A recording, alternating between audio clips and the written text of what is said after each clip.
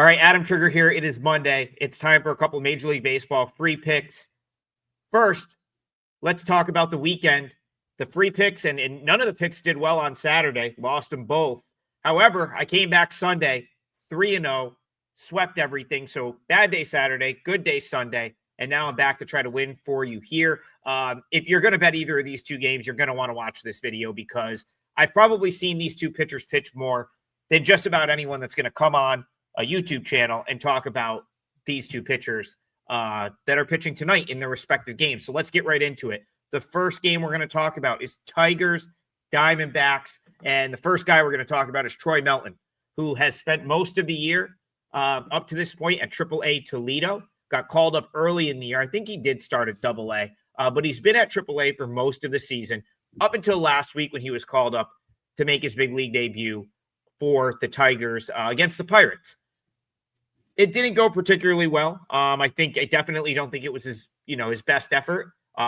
He's been a guy at AAA that I've had rated quite high.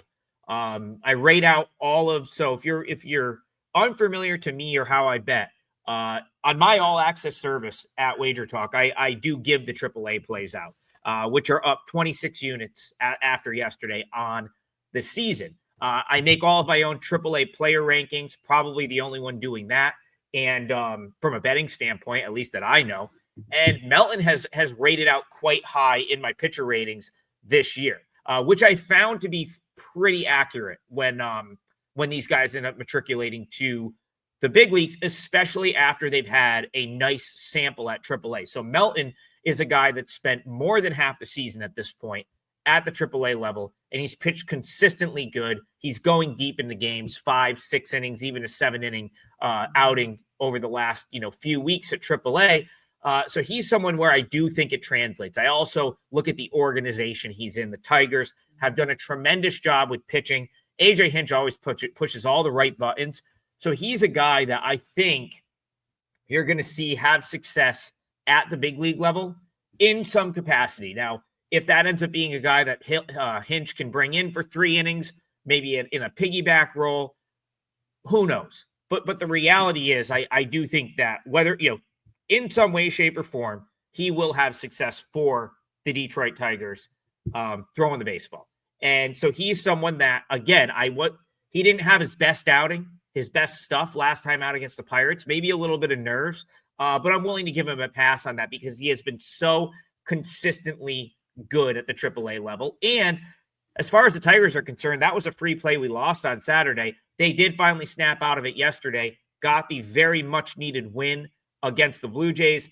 Kerry Carpenter is back. And I just think having him back in the dugout, in the lineup, I know he didn't do much yesterday. It is a huge boost for them to get arguably their best hitter back. So again, things are looking up for a Tigers team that, listen, let's be honest, they're a very good baseball team. They had a very bad lull going into the break and couldn't seem to shake it coming out of the break.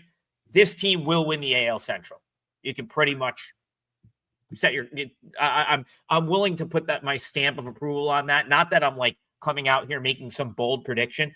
The Tigers, not only will they win this division, I expect them to win it by roughly the margin thereof now, which even after all of the losses is still an 8-game lead in the AL Central this year.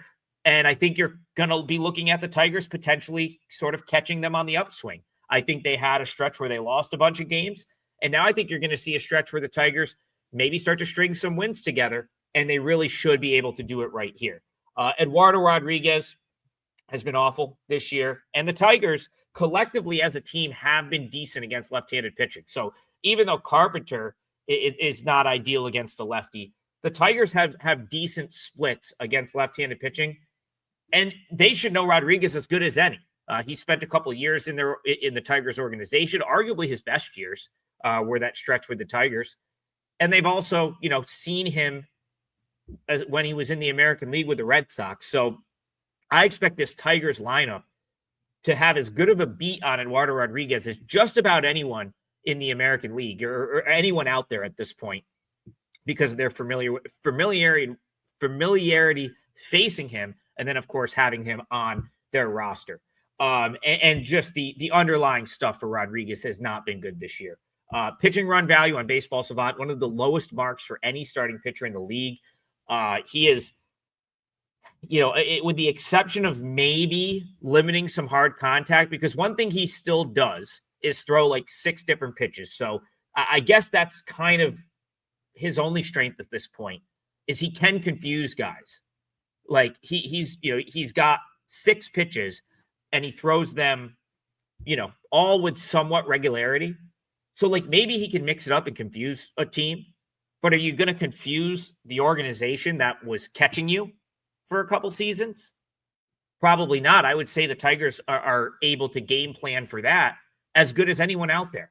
And if Eduardo Rodriguez is not mixing it up to the point where you're a little bit confused, Eduardo Rodriguez is going to get hit, because he does not have a single pitch at this point that is a plus pitch.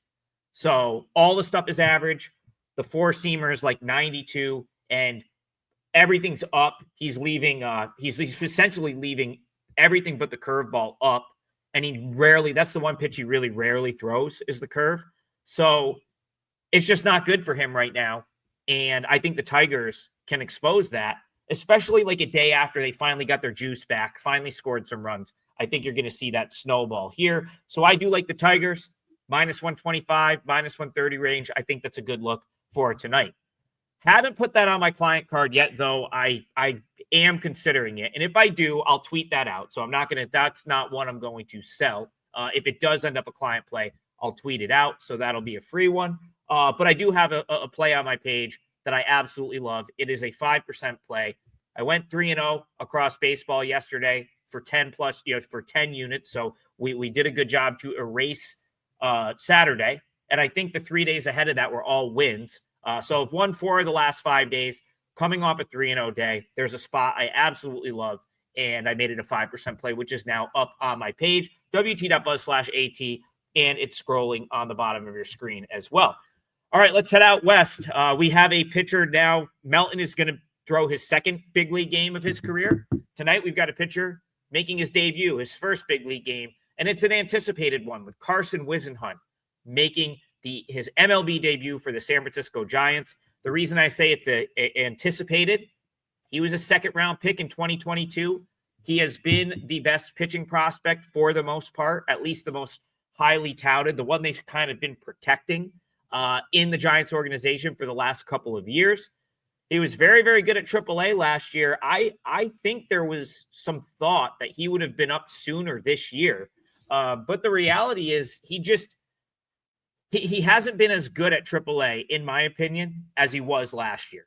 He's been more consistent in terms of throwing strikes, but the issue for Whisenhunt is he's caught more plate. So, I look at the AAA numbers, and you got to take them with a grain of salt. He's in the PCL. He's pitching at altitude.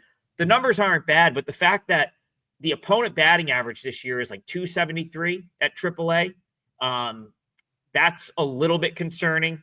WHIP is okay, 1.33. His ERA is fine. It's actually not bad at all for the PCL in the mid-4s. But the thing is, those are surface numbers. And the fact that he's giving up, he's essentially giving up a 273 batting average is concerning, because there are other pitchers in that league that are lesser sort of, less highly touted than Whisenhunt is, that have been better than that this year. So I'm almost wondering if the Giants had kind of hoped that he gave him a reason to bring him up sooner. He really hadn't, and now they're just kind of saying, you know what, let's just see how it goes. We need to do something to shake things up. Giants come in on a little bit of a losing streak. Went with a bullpen game yesterday, so I think they're just trying to, bring in Whisenhunt. He's a lefty. Give another team a different look and just see how he goes. Maybe he can get hot. Maybe the coaching at the big league level. Sometimes with these guys like a Whisenhunt, the coaching at the big league level and the amount of preparation, the amount of information they have on the hitters will take a guy like Whisenhunt from good in the minors to great at the major league level. It certainly can happen. And the one thing I will point out for him in AAA this year, he's definitely more of a strike thrower than he was last year. And that I do think is going to help his progress. The problem is if you're missing at the big league level and you miss out over the plate, you're catching too much plate, most of these teams are going to punish that. With that being said, there's one team that might not punish that. That's the Pittsburgh Pirates. You really can't ask for a better spot to do it. I think that's ultimately why they pushed Whisenhunt off until today. I think the Giants looked at that matchup and said, nope, you know what? We're not gonna throw him to the Mets. That could be an issue. So we'll go bullpen game. We'll use a couple of relievers, and we'll hold Whisenhunt off until the Pirates come to town, who are a far less daunting task from a hitting standpoint. They've been pretty much dead last in WRC plus for hitting for the entire season. The other thing that's nice about this matchup for Whisenhunt is it's an international league team, which means it's not one of the 9 teams that's seen him frequently over the last 2 seasons in AAA. It's the Pirates organization, and their AAA is Indianapolis. So none of these guys have really ever seen him. And I think that will play in Whisenhunt's favor as well. Now, Mitch Keller's been very good this year. He's not, he's not exactly someone I want to fade because I do think he's potentially in the middle of a career year, 1.16 whip. His ERA is down a full run. And he's really been consistent all season. But there are some underlying metrics that suggest maybe he does start to come back to earth a little bit, maybe trends toward that 4 ERA mark where he's been the majority of his career. So while I'm not dying to bet against Mitch Keller, especially not with a team in the Giants who struggled to hit a little bit, I'm okay with it. It's a chance I would be willing to take if I was going to bet this game. Mitch Keller's also a right-handed pitcher, and I do think that the Giants are a little bit better equipped with guys like Jung-Ho Lee, with Rafael Devers, a little bit better equipped to handle right-handed pitching as opposed to left-handed pitching. So this one has not made my card yet, but I do think that this is a great spot for the Giants to bounce back and sort of snap this little losing streak. And I am cautiously optimistic when it comes to Whisenhunt at the big league level. So very strong lean to the Giants. Not one I've bet yet, but I certainly wouldn't put you off of a play on the Giants here. All right, so that's 2 leans, and I'll call them strong leans. Tigers, Giants. I don't know if I really want to lay the -125, -130 to bet them both, but I definitely think if you're looking that way in either of these 2 games, that's the way to go. Tigers, Giants, those will be the 2 free picks. And I've got a 5% play. Goes tonight at WagerTalk. 3-0 for me yesterday. I love this spot. I hope you join me. You can get it at the link below. And also, give us the like, give us a subscribe. Jump in the comments. Let me know if you agree, disagree. If you've seen anything different with Melton or Whisenhunt that would lead you to believe that, my assessment is off. I love to hear from you guys. I'll tell you what, the chat got the Blue Jays game right on Saturday. I was way off on that one when they beat Scooble. But again, we come back, we try to do it the next day. So jump in the comments. Let me know what you guys think. Go grab my 5% play up at WagerTalk right now if you feel so inclined. And we'll see you at 9 a.m. tomorrow morning, total basis, right here on the WagerTalk YouTube channel. Have a great day, everyone. See you guys tomorrow.